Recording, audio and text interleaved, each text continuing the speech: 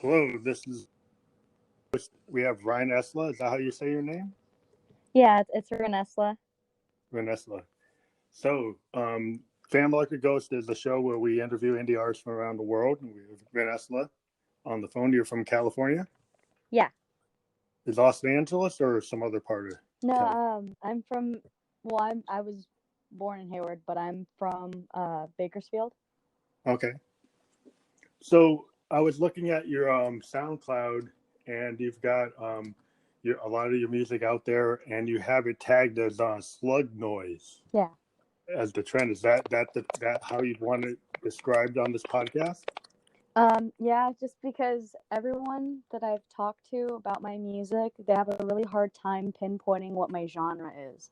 I get a bunch of different genres. No one ever is able to pinpoint an exact genre that my music is. So, are you able to use a headphone? Because I'm getting some static. The last person I interviewed had the same problem.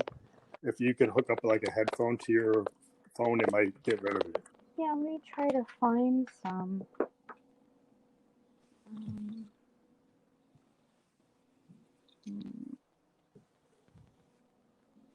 I don't think that I have any on me, unfortunately. Yeah, because we're getting this kind of clicking.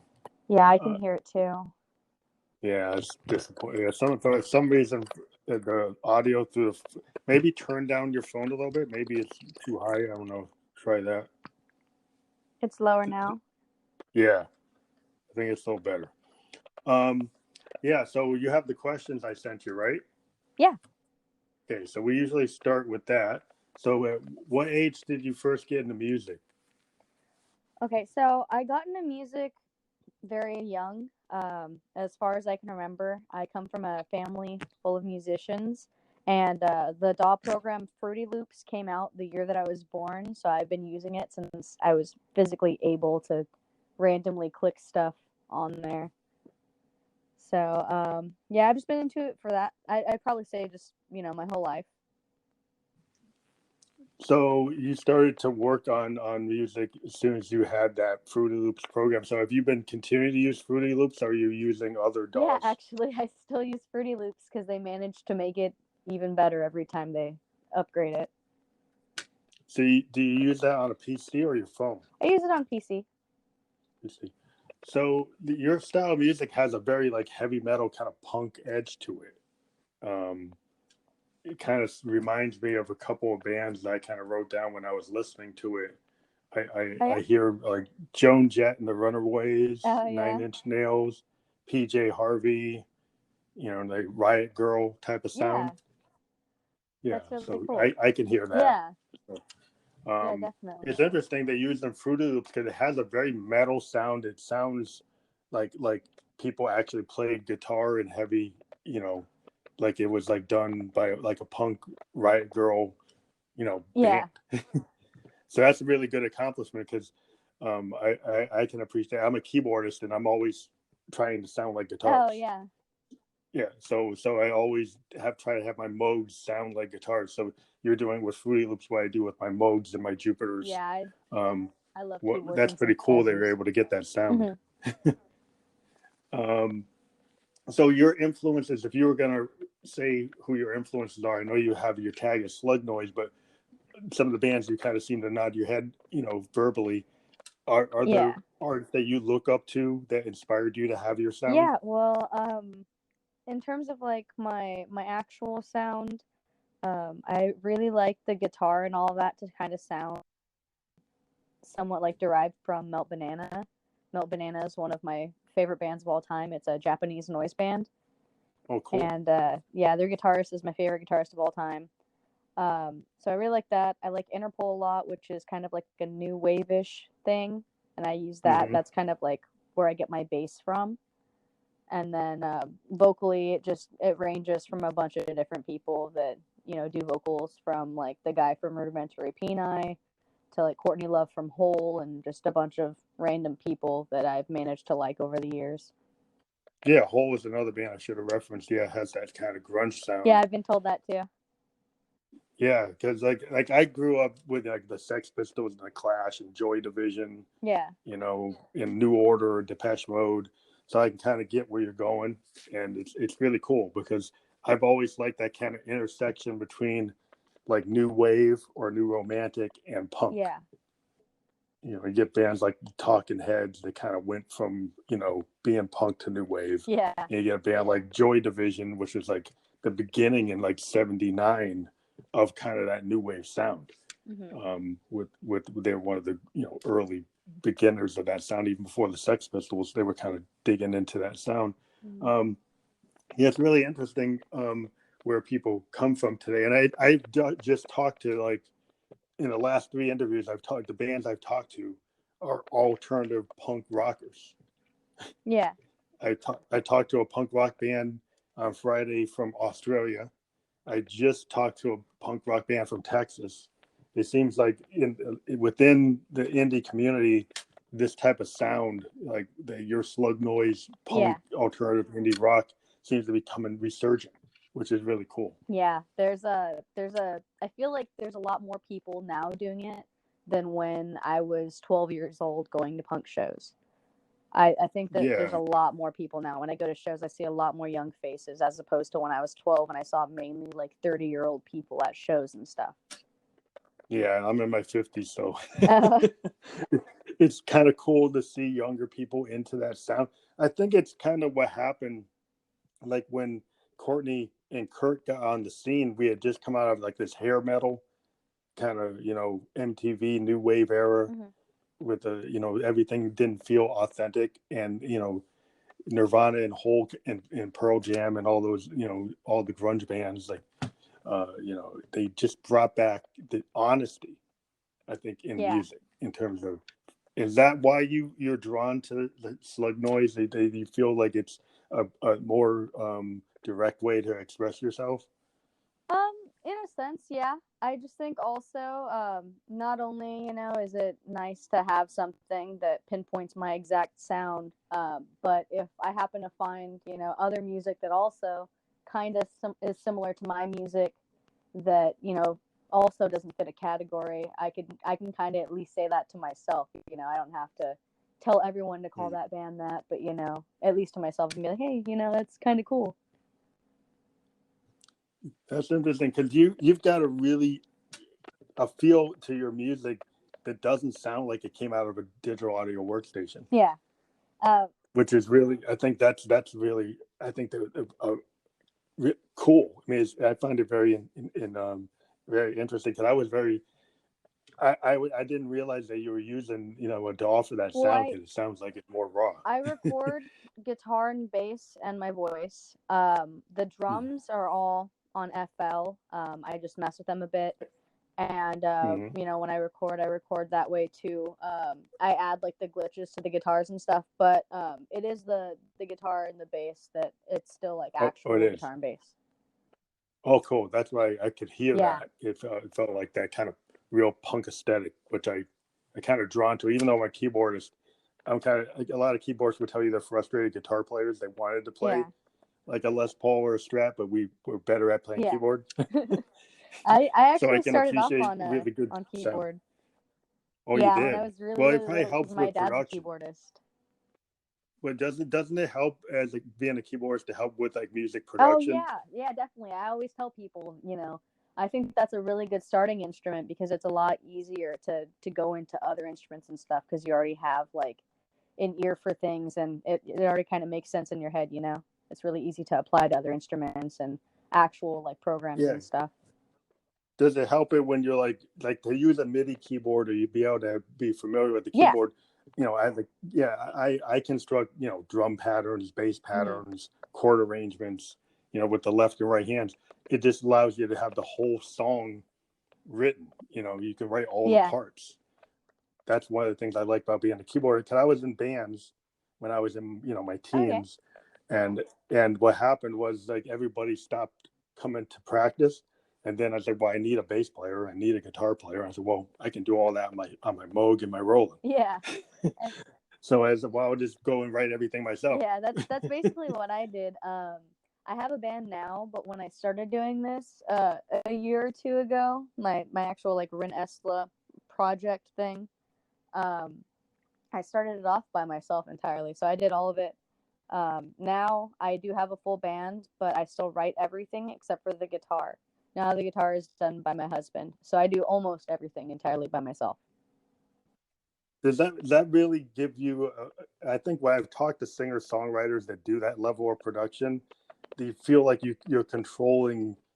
Well, not controlling, but you're able to get your vision. Like yes, what I I like know about exactly what you mean. singer-songwriters. I usually have a hard time finding a different word too for it, but it's really nice to be able to be like in control of what the outcome's going to be. Because if you're in a band, which I'm in like another band, if you're in another band or in a band in general, it's a lot harder to get something to sound exactly how you want it to sound. So there's a lot more compromising, whereas I'm not compromising with myself, you know? Yeah, so your Ryn Esla project, you're able to be your vision of what your song is probably what, like it gets like 98% or 90% of what you want, because you're able to have that control. If you're in another project, it's kind of like, okay, well, if you're in a band, you kind of have to defer to other bandmates because that's the nature of being in a band. And I end up writing all of it, and then I have my husband do the guitar after everything's already written, so it still gives me like that, you know, kind of overall stamp of approval still, because I mean, he can't do too much damage with guitar control, right? Yeah, I mean, but I think it's just like the satisfaction of being able to know what you heard in your head is actually still what you heard in your head. It comes from me. It's a part of me, you know. It's an emotion that I felt at a certain point in time, and every instrument is a different part of that emotion. So do you feel as a songwriter, singer-songwriter, that like the songwriting process is kind of cathartic, that it helps you get through life? Like I find a lot of musicians, like they write no matter what, because music, it kind of helps them get through all the issues in their life. You know, they use it as a tool. Would you say that as a songwriter? Yeah, because I get told very often, you know, that I have a hard time expressing myself unless it really comes to music. I usually keep to myself in general kind of a bit. So the only time that I really show what kind of person I really am is through my music. And a lot of it is kind of satirical. So it shows like that side of me too, the more like playful yet like serious kind of side, where I'm like, I'll say something like satirical about something that I take very seriously. Oh, so you kind of like, do you feel like when you play music, or if you're on stage, do you bring this on stage? You do live shows? I do like kind of a, I don't know how people describe it. People say that like I do kind of like I make like I have like a certain demeanor. I don't really know how to describe it. Well, I think some people call it like stagecraft. They a lot of times musicians are like method actors. That's what I do. I kind of. So you would say you're like that? The best way I can kind of describe it is like how Ian Curtis kind of like does certain things. It's more of like a drugged kind of persona thing. Like a Joy Division kind of. Yeah, like I look, slur my words when I sing, and you know I mumble, and I look kind of like, yeah. It's hard to explain. But, you know, I get it, because like, you know, if you go back to like Johnny Rotten had like a whole act for the Sex Pistols. I'm Ryn Esla. It's a whole act thing. You know, my music is mean and satirical, and it's like everything is just kind of like a character for me.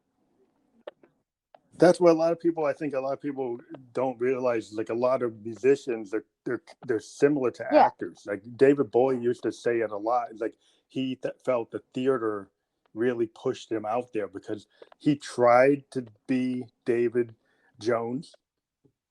He tried to play it straight, like Lady Gaga tried to come out as herself, and it didn't work. But when he turned himself into Bowie, and when Lady Gaga turned herself into Lady Gaga, that character is what worked. So people kind of put a mask on when they're on stage, and they become like this other me. And that's why I've noticed like those very successful at becoming the other me get these, like, you know, lead singers, you know, Axl Rose and Robert Plant, Freddie Mercury, you know, Lady Gaga. Yeah, it's a lot of fun too. You know, Madonna. I'm on stage and I'm saying like I'll sing something that's more mean than I actually would want it to come out if I was actually talking in a serious manner. Yeah, you kind of become I'll your become this character that you character, and create. it feels nice because it's like carefree. I can kind of just get something off my chest, but like in like a harsh way. Like how certain people say that they feel more satisfied when they get revenge, except I'm not actually hurting a person when I do this. Yeah, it's like like De Niro and Pacino play these really mean, like violent But then criminals, by that's the not end of who the they day, are. I come home and I play with my dogs and I'm sweet to my husband. So Yeah, it's like any actor that can play like that kind of yeah, dark role. You have to come like Heath Ledger. I mean, he became the Joker. He became known for that, but that's not yeah, and who I he feel like that's why was. people pay to But see me anyway. People don't pay to see me like yeah, how they normally see me because they can normally see me like that any day.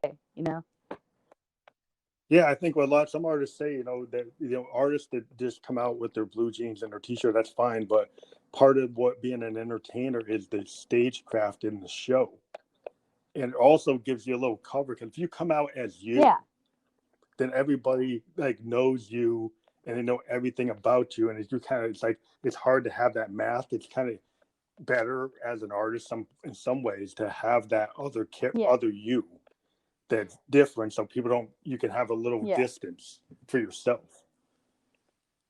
That's what I've talked to people, kind of go either way. I've had people say, well, I want to be an authentic like country, like just singing like acoustic kind of unplugged. Folk musicians tend to be more who they are, um where like rock musicians and it's synth wave, EDM, hip hop people can kind of create characters, and it's not exactly who they Yeah. are. It's part of who they are, but it's the mask and the stagecraft. It's always very interesting to me because I think musicians are like reading, when they write really good music, it's like reading a novel. You're reading like a sonic Mm-hmm. novel with your ears. And everybody has their own like way of presenting the world. And if you get into really good music, you can kind of feel the pictures in the sonic paintings that people Yeah, are I making. totally agree. Yeah. So song "Sleep" is like your latest track, right? Yeah, that one's the latest one that I've released.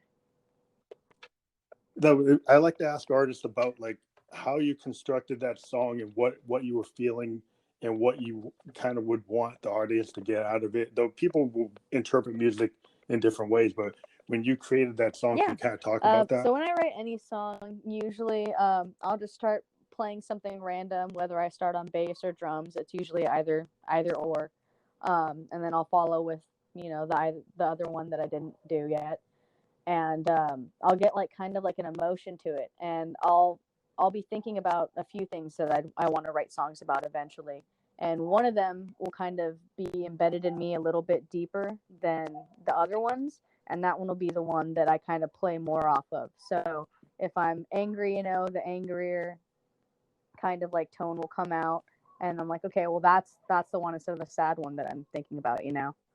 And so I'll do that. And then for this song specifically, I had been sad for like a few weeks. I was just not feeling the best, and I was writing a bunch of music, but I wasn't finishing anything, and it was really bugging me.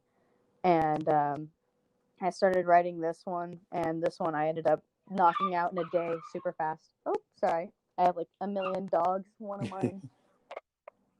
Well, I Yeah, heard your dog. yeah, I hoard dogs. Hope he's I okay. collect dogs. Uh, but anyway, so the song, I was uh, I was feeling bad, and I wrote this song in a day, and immediately like I knew exactly what I was gonna write it about.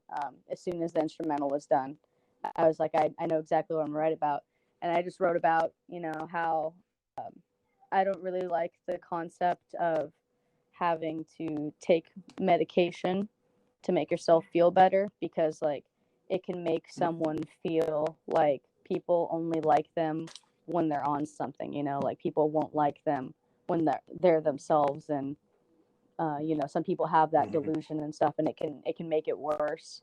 And so that song is basically about that, someone taking something the wrong way and all that. So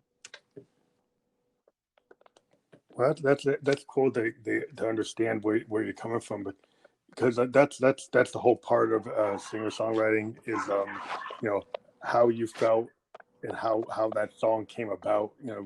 I've always watched lots of documentaries where different artists talk about how they came to their ideas.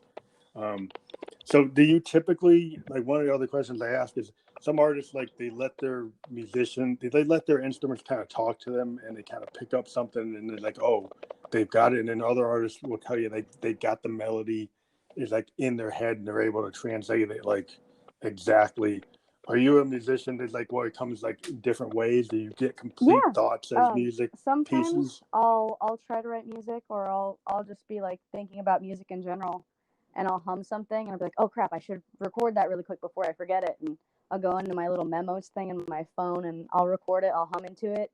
Or if I'm writing something, as I'm writing it, I'll kind of hum something that's a little different than that, and that becomes the vocal melody. So those are usually the two things that happen quite a bit in my writing process. That's cool, because a lot of times if I'm just noodling on my synths, because I have like analog synths, they kind of talk to me because they have this kind of nature, like they're different every time you turn them on.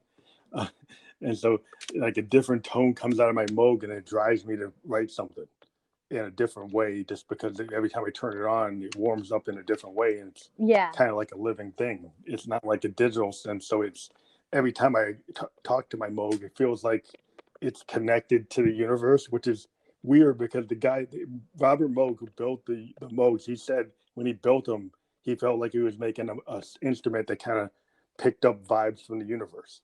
And that's kind of a real hippie thing for an engineer to say. Yeah. But my experience with my instruments is that the Moogs themselves, they tend to be like that, which is kind of drives me to use a lot of analog equipment. Yeah, I used to be a lot more into synthesizers than I am now. I still am quite a bit, but I used to be like, I was so dead set on that. I wanted to be just like Trent Reznor, because my dad wanted to be like Trent Reznor. So he's a big I'm a big fan I went to too. School for computer engineering. Tried to get the same kind of degree as him so I could build my own synthesizers, and because he also did that, and he would go like on tour, and he would sell like whatever he had made to people after he was done using it. Yeah, he's a big modular guy. He builds stuff modular. Yeah, and it's like it's a really cool concept to make sounds that, like, no one else is going to use those sounds in their music. That's yours. Like, you made that sound from nothing. Yeah, I kind of doubled down on that in my career. I have nothing but modulars and Moogs, so I kind of don't. I can just build my own tones all the time, and it's kind of where I'm living right now. I mean, I have some digital stuff, but I primarily like, because it kind of has the feel that I grew up like in punk music, and I like being able to build my own stuff, whether it's on a guitar or a keyboard, but it's just cool to build your own tones, and then you don't have to worry about licensing or anything. You did it yourself. So but I can see where like you can do a lot of things with the modern DAWs, and I always have these questions to people, because some bands are like, oh, I'm a DAW-less guy, or I'm a heavy into DAW, or I'm into samples, and so what's your like view in terms of music, and people using heavy sampling or using DAW technology? But I think you kind of got to like balance everything that's out there. You have your instruments, you have your digital stuff. I think you can kind of balance it out between what tool or what instrument is the best to suit what you're trying to do. Everything that I have out right now doesn't really show exactly what I plan on having in my music when it's officially released. Once I put everything on Spotify and stuff, it's going to show that I'm going to use a lot more effects to kind of give it more of that noise vibe. Because I really love noise music. And all I have so far is the delay in the little demos that I posted. I'm gonna have samples. So you're gonna add a too, lot more effects. Because I really like what Rob Zombie does, where he has. I swear that guy has all the best samples from every like great horror movie ever. But he has all these samples in all his music. Yeah. Like, I feel like almost in the beginning of like almost all his songs. And I want to. Yeah, it's kind of like the Bomb Squad, from Public Enemy used to have this amazing use of samples where they kind of were able to do it in a very creative way, and Rob Zombie does the same thing. That's also, I think, like really artistic. It's really creative because that adds a part of you as well through someone else's artwork. So I think it's really, I love when people use samples. They don't just take like 2 minutes and do an Ice Ice Baby. They do something really innovative. I totally get what you mean. I love that too. And I grew up on hip hop and little goth kid music, so all I heard was like samples and stuff like that, and people use them in really creative ways. It was really cool. Yeah, my latest obsession is I have a Eurorack sampler from a company called Make Noise, and I take like drum beats from songs I wrote and then use my Morphogene sampler to deconstruct the drum beats from songs I already wrote. And it allows me to create like something new really from something old.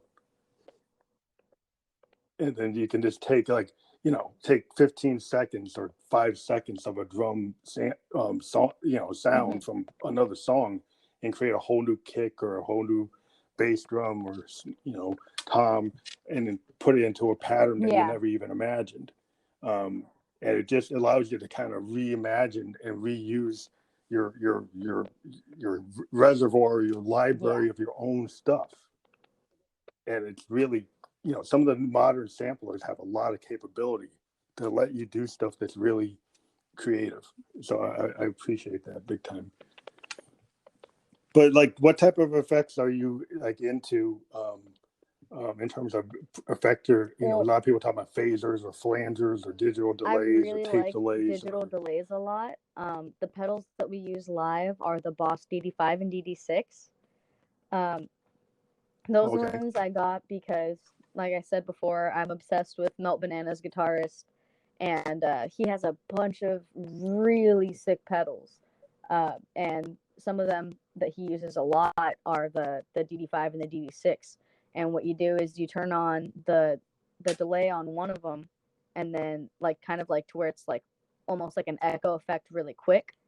So it's like a very slight lag, and then use the other one to step on it and glitch it. Basically, you just click on it really fast instead of and it glitches it instead of making it like a long loop. And so that's I do a lot of that in my music. That's interesting. I like to mess with reverb and chorus stuff. I like. What do you think of spring reverbs? Have you played with spring reverbs? I don't know what that is. Well, a spring reverb is a reverb that actually uses a physical spring rather than a digital process. So there are effect pedals, like Moog built some effect pedals a long time ago. And back in the 70s, there were spring reverbs that actual physical springs. And my Moog, one of the Moogs I have, I just bought, actually has a physical spring reverb. And it has a characteristic that is very organic in its sound. It gives you a reverberation, but it actually goes through a physical spring. So it gives you a sound on a reverb that you wouldn't get from a digital process. Yeah, that sounds preferable.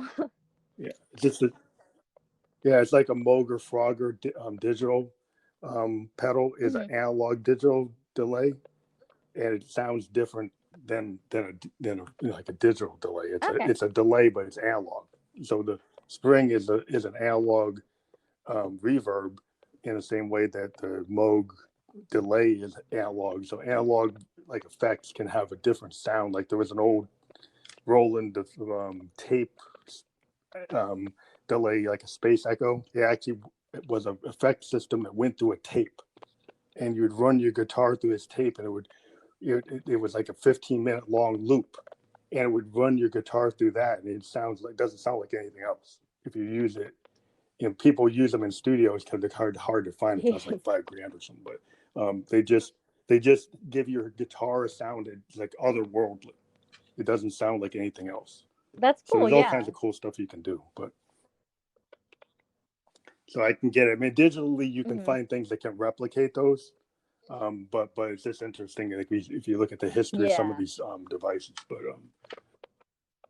So, what are your thoughts, like in this age of the Corona crisis and bands being locked down and not able to get to studios? Are you changing how you do things, given Corona, in terms of what you're working on? I think that it's made things very inconvenient for all local artists right now. Just because we have so many shows planned for summer, as you know, that's one of the busiest times for shows, and we had to shut everything down. A lot of people are doing like lives on Instagram and Facebook.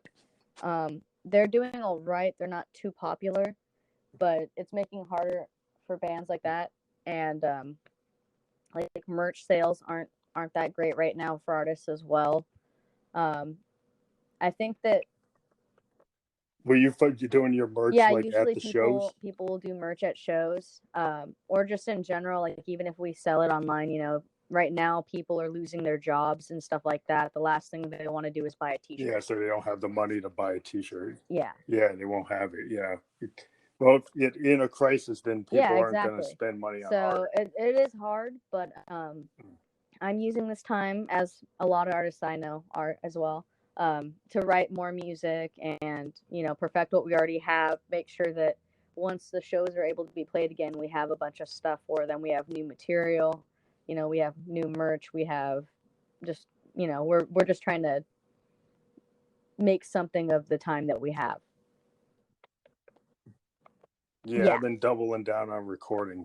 I've been doing a lot of Twitch and Facebook Live, and then recording lots of stuff. And then also doing this podcast. I've been doubling down, doing like 3-4 episodes a day. But what's interesting is like SoundCloud actually has put like a donation button on their site for people's profiles at certain tiers, so if you're a SoundCloud artist now, they actually have donation buttons that you can put on your profile. They actually allow bands to get money by PayPal from their fans. So they're doing. I heard Spotify is getting ready to do the same type of thing, and Apple Music is getting ready to do the same thing. So they're starting. Some of the companies that do the streaming are starting to realize that the bands don't have the source of income, so they're trying to make it so fans can support bands if they want to help fans out. Because before this whole coronavirus thing started to get in the way of the bands being able to perform and all that, we were starting to notice that more people were going the independent route. I knew a lot more bands that weren't trying to get signed by record labels. They were just trying to be big on their own. Or I knew a lot of independent labels and things like that.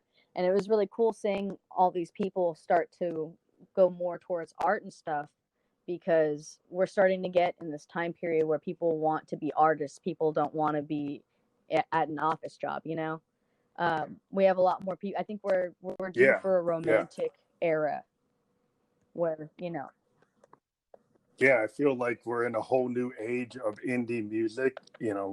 Like I said, the last couple of bands I've talked to have been very alternative indie kind of leaning towards grunge alternative rock again, which is very exciting because sometimes we're in an era where there's all types of music. There's many different genres, but the singer songwriter has always been very important to me in music, because you really get to hear like somebody's vision. It's like reading a novel, like a sonic novel. Like I said, I keep on saying that, but I believe that that's why people get satisfied. Back in the 70s, you had an album like Tapestry.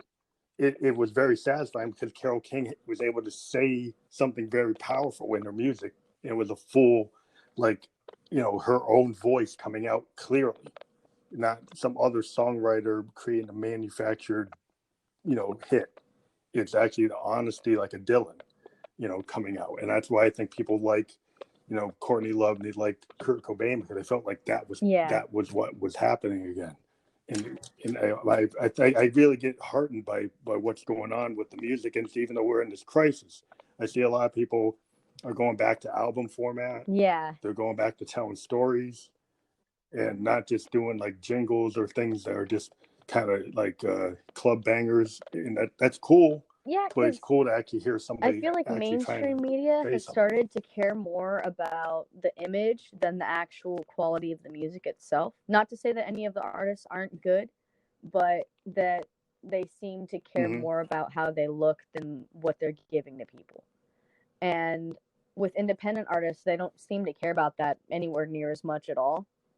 So we're giving more genuine music to people, and the internet is really helping us reach that out to other people.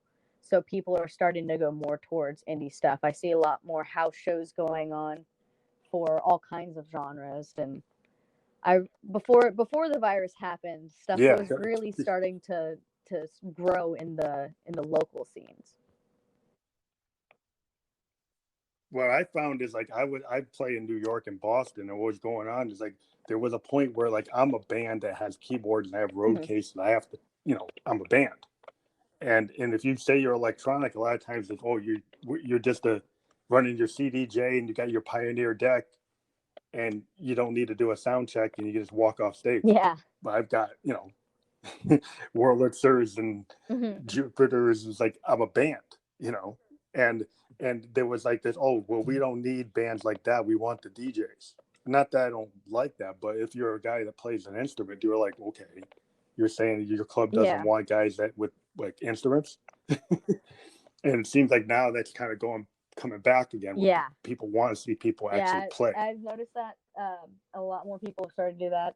It does suck that this virus just started to happen, right as things were starting to get good. Just when that's happening. Yeah, that's kind of disappointing because like I was going to be playing like in Boston and New York. I had quite a few shows set and up then now, also, and everyone's shows are getting pushed back.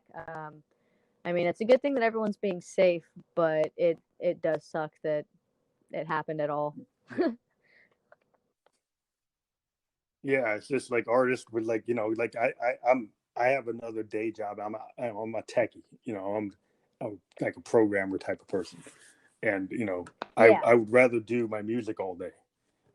Really. But in the world is starting to get such that, I'm getting more and more opportunities where it's starting to become more of my day. And so that's always good. Like you say, it's like kind of a creative age, which is what we want. We want to kind of go back to the way like you felt like in the 60s. You could be in like that kind of hippie commune, and you have like the Dead. I mean, the Dead were like the ultimate hippie commune. If you thought about it, they were able to do what they wanted and be free and write their music and have their music become like this whole thing. And I that's think that kind we're of what definitely people want for to that do soon. And it was such a good time period to be able to see, five legendary bands at a time somewhere. I think that we're going to be able to say that at some point in our lifetimes that we saw, 3 or 4 legendary bands that become legendary together at one show. Yeah, it's like you'd be able to, back in the day, you got to Phil Graham, you'd be able to go see like the Allman Brothers play, like, which I actually have. I saw the Who, I've seen the Allmans. I actually went to Woodstock and I saw Green Day and Nine Inch Nails. So cool. I have the that mud getting VHS. thrown at, I was there in the crowd seeing the mud get thrown. I got some on me, but but yeah, but I mean that was like to really, as a musician, to be in that Woodstock was probably like because I mean the weird thing about that Woodstock is like I'm 50 years old, so I grew up, idolizing the original Woodstock and the Hendrix performance and the Santana performance, and so when they offered they actually did it again, like people in my generation, that went there, we were like, we were dying for that. We're like, that's what we want. And so when we went there, it was just amazing to see bands like Green Day and Nine Inch Nails, and they just like nailed it out the park, and it was just a great so many experience. They got to see really stellar, legendary shows, and we are definitely due for one. Yeah, you guys are due for seeing something like that. That was probably the best show I'd ever seen. Now, I saw some really. I mean, I saw Parliament Funkadelic. I've seen the Who. Okay. I saw some great bands. But that was just amazing to see Green Day at like the height of their capability. And Nine Inch Nails at the top of their game. Oh yeah, that performance. I mean, those are like great bands. Of that era. Yeah. To feel that, that's why I love that kind of punk aesthetic of always like what Trent did and what Green Day did. Even though I'm a keyboardist, I've always been drawn to bands Yeah. that kind of have that driving power. And even the Who. I mean, the Who Yeah. to me were the original punks, you know, and the Who had a sound. It's not like Zepp. It's not like the Beatles. Yeah, and that's it's what kind drives of me to pre-punk. play songs like that, because I originally wrote songs that were slower, more industrial, that were more sad, and I always wanted to play like more like louder, more aggressive kind of music, also just because the energy, it was such like a compelling energy that it's like, well, Yeah. I have to do that too. So I jump from like genre to genre, because it's like, Yeah. but I could be doing this because this is cool, but I could be over here and have this energy, and this energy is cool. So did you feel the energy when you do your new Slug Noise sound? Did that's very satisfying when you play it yeah, like live, that you felt like more energized yeah, because than your it's other like, genres that it's you had done? entirely me, and it's like I can be as loud as I want and get the punk sound, but I can also write slow stuff and sing in the same song. You know, I can sing in the same song I'm yelling in, and it fits. And I can do all Yeah. these things, and I can do a sassy voice. You know, make fun of something that, you know, I don't agree with, and I can do all these different things, and it's all defined as one thing that I made.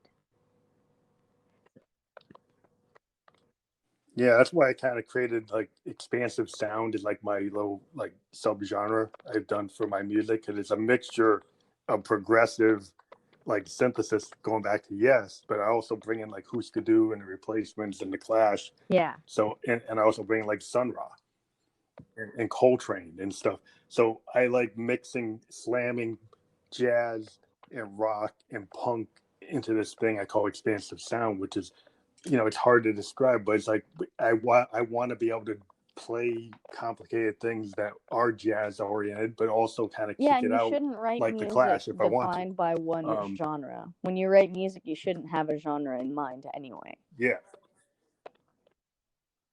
Yeah. Yeah, just let it go where it's gonna go. And some of my songs are kind of like little mini rock operas, and the key changes, and you know, they kind of rhythm changes. So, you know, that progressive type of music kind of goes where it's gonna go. And so it gives you a lot of that gives you open space, and it gives you the ability to say, I don't have to be constrained, because I'm not saying I'm a trance artist. I'm not saying I'm a dubstep or I'm a bass drum. I'm kind of locked in. That's what I think happened to like EDM artists. They kind of, well, there's a certain structure to EDM, and then if you try to go outside of it, then you're not in it. And if you kind of got to be willing to expand the genre, and if you kind of get locked into something where it's got like the drop and it's got a certain structure, and you can't get anybody to get out of it, then you kind of you know they could die like disco. Yeah, and if it gets too really locked into the formula. Being able to play different kinds of music at like a punk show or something like that. Like I go and people want to hear my punk songs, but they also have to sit through and listen to my slower songs, the ones that I have like ukulele and stuff like that, which I was nervous about that at first, trying to like play slower stuff at punk shows and stuff, but people actually really like it, and it does make me like think about how Bad Brains used to also play really slow like reggae or stuff like that, you know? Yeah. Oh, yeah. Well, the Clash too. I mean, the Clash were a punk band, but they did like world music. They did hip hop. They were able, like Sandinista you go is see like shows like all over that, the and map. it's really cool because like you go to shows like punk shows, and then you get to see people like actually sit down or actually dance instead of like mosh or something. You know, you see different sides of people. They're not just sticking to one thing. Yeah. That's what I thought was great about the Clash. They always tell that they were the only band you need to know because at the time they were so innovative in that they weren't they did not want to just be punk. Yeah. They were a great band that could go anywhere, and that's what I think is the kind of lesson about the Clash. It's like you see that in grunge, because Nirvana didn't just do punk; they kind of wide open Beatle-esque, Kurt Cobain you know, covered progressive a David Bowie song. You know, he covered a Lead Belly song. Yeah, I mean, he did like, he was willing to kind of go and slow it down and to kind of be But he still did that introspective, harsh thing so with you his could hear voice what he that was was unique saying, to him. and And that's the yeah, and he exact just same was a thing that I great try to do with songwriter. I my mean, he's music just also. yeah. Yeah, I And can hear that in your music. I hear the Courtney influence. I hear the Nirvana influence. You know, thank it's you. got that Riot Girl kind of Sleater Kinney thing to it, to a certain. You know, I love that kind Yeah. of sound. I mean, I was a big fan of Liz Phair, you know, Exile in Guyville, and I just liked the Yeah. fact that she just went out there and did what she wanted. You know, she just expressed herself, and I think any strong female, you know, bands like Juliana Hatfield, you know, I've always been drawn to. I've been going back to like the Velvet Underground and Nico. I was really drawn into what Lou Reed used to do with the Velvets, which was very progressive with Andy Warhol, and this kind of mixture of art and punk and kind of poetry has always been something I kind of gravitate towards. So you only find that in the indie world because nobody wants to take the risk. And once in a while you get somebody in pop music that will take a risk and they get to be popular, like Prince is probably the most experimental pop musician to ever get big. Because if you never would have got, I mean, he's super experimental, and normally you can't do that.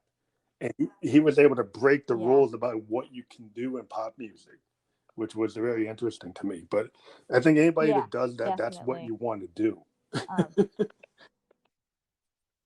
And I hear that in your music. That's why I'm really drawn to it. I think you got some really good stuff. I want to see what happens when you push it out and you develop it further. Because the stuff you have now, I like the rawness of it. I kind of like the girly sound tapes that Liz Phair had. You know, that she just published last year. The original stuff that was before it became Exile in Guyville. I always like people's demos. I've always been drawn to. I'll go back and listen to like archives, and I realize I want to hear that demo. I want to hear before you put other stuff on it, because sometimes that actually really kicks. I like to do that too more because than it gives anything, people something to listen to while the music's actually coming out, and it's like they get used to hearing that. You know, they hear the same thing over and over, and then I come out with the actual finished version, and it's like hearing something all over again for the first time. And and no one's going to be focusing on what the guitar and the bass are doing. With all this other stuff going on, they're going to be focusing on it as a whole, or all these random things going on in the background. So it's nice to give someone something to like be like, hey, pay attention to this part specifically, and then I'll give you more. Yeah, I think it's really cool that we have the ability to give people, you know, music every day if we want to, you know, or in, like early versions of a before a finished product, you know, and I think that's one of the cool things about this streaming services. The only thing I think that is showing the weakness of the current music model is musicians can't make a living on the current model without touring, and something's got to change, you know, going forward, so that we can actually still have an industry where people can, you know, the one thing I would always, I used to talk to my friends, like, how come a kid is willing to spend $50 on a PlayStation Xbox game, but they're not willing to spend $10 to buy a record? So you know, the valuation of music as art has become not, you know, people don't value it as they do software. And I think people need to understand, musicians, you know, they have to make a living. If you love your band, like, if you love a band, you need to buy their album. You need to support them, because like you can buy an Xbox game, but you can't buy a record. I think that we're starting to get a few people that are liking the more artistic side, where more people are starting to go towards like vinyls instead of just selling like regular CDs. Like, they have to be creative with it, because it has to be something that, you know, people want. Anyone can download your music, you know. What you want to go back and present the full artistic package. And what I liked about vinyl is that you can have a really interesting liner notes. You can have really the musician can work with artists or be an artist and write, you know, have interesting pictures and art to go with a project, and then you can actually make the album a very, Yeah. an intimate artistic experience between the fan and the artist. And a CD Yeah. started to lose that because the size, you lost the canvas. And I think people appreciate it when bands have vinyl that has like an interesting Yeah. liner notes, interesting pictures or posters, or Yeah, I think gives when you, Queens of the and they're Stone Age willing to came buy out it. with that album like Clockwork, they released a vinyl for it, and they also released like a flash card that was unique to them. That was like I think it had like a Q on it, and it was like really cool. They had like this whole thing set up for like pre-orders and stuff, and that was like really cool to me. It was worth however much it cost, just because it was unique to them, and it was something that I could only get then. You know, I wouldn't be able to find this on Amazon. Yeah, well, fans a guy like Yeah. Tyler the Creator, he creates alternate versions of his records. You buy the vinyl, you buy the CD, you Yeah. get these really interesting And people really alternate appreciate that. covers, different liner Mm-hmm. notes, different pictures, and people will buy that. When you do that, then people will actually, well, there's some reason to buy this Yeah, record. because It's you got can't different download that covers, off got of different artwork, it's got iTunes bonus or tracks. Spotify or anything like that. That's something you can hold in your hand, and Yeah. that's unique for you. Yeah, I found that people are willing to buy Mm-hmm. my CDs. I do CDs through like Amazon, and if I go do a show in New York, people will buy them. Yeah. I'll sign them. They want the physical, so that works, and you can do pretty good at a micro level if you print like 500 CDs or 500 vinyls. You don't Yeah. have to go crazy doing 10,000. You can still do good as an Mm-hmm. artist. So that's how we kind of do it at little micro batches. Yeah. And you can actually Yeah. do okay. I think that we have to get a lot more creative with it now. It's not that easy to just burn a CD and hand it to someone. Yeah, I mean, everybody, Yeah. the attention span is the big critical thing. Like, people playlist so much and they don't listen to albums, but you can get your Mm-hmm. fans to listen to an album if you do something really creative. I think so. If you do something that is an idea that can hone in on what people are feeling, or they can recognize Yeah. something, then people will listen to an album. You just have to, as an artist, like, get them to buy your vision or feel your vision. Then they will buy your vision if they feel it. So you can connect to the generation and make them understand. Art is worth taking your time Yeah. to listen to it and not just jump around. That's where you have to kind of get people to realize, like, well, this tells a story. And if you just hear one song, you're not going to hear the whole story. So you kind of get them pulled in. Yeah. You got to draw them in like a novel. With my music, I try to do that where they're all kind of connected in a way, but every song sounds so different. Like, it's all coming from the same person, and it's all the same feelings and all that, but it's expressed differently every time. I think that's the classic structure of any great album, is like you can have individually different pieces, but they all are cohesive. Some of my songs, but they can be very different. I mean, Sgt. Pepper's is like, Sgt. Pepper's is that. I mean, it doesn't even really have a theme.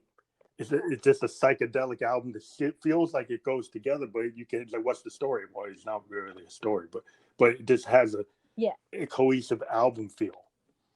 And later bands like Pink Floyd actually did full concepts, and The Who did full concepts. But Sgt. Pepper's, you can say, well, that's the album. But we're like, well, how can you describe what it's supposed to be? It really what makes albums doesn't. It just kind of legendary feels like it goes together. is that they stand out so much that they live longer than the people that wrote them, just because they managed to make something so good and sell so well that it's living through other generations.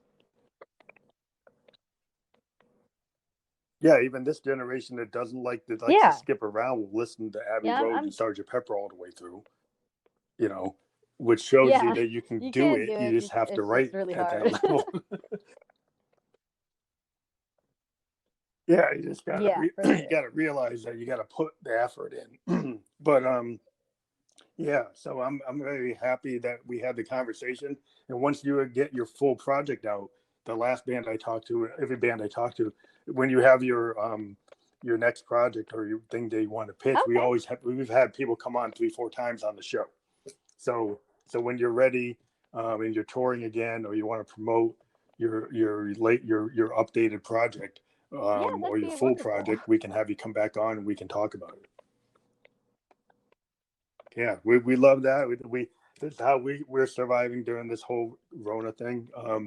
We're kind of doubling down on our social media and using this to, like, so it's great for us to talk to other musicians with, Yeah. and get, ideas from other people.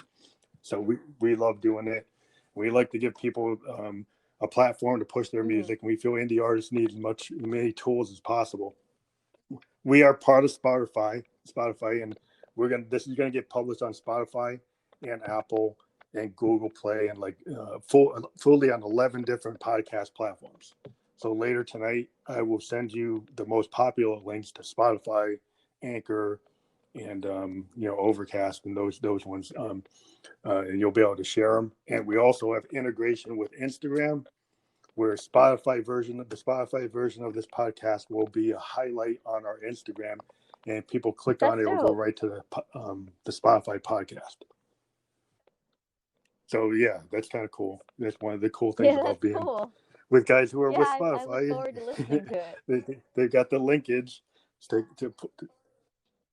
well, thank you very much for being on, and everybody, check out your SoundCloud. Not yet. I'm gonna wait until you have a YouTube, but you're not putting anything Spotify, on it yet. and then I'll post it.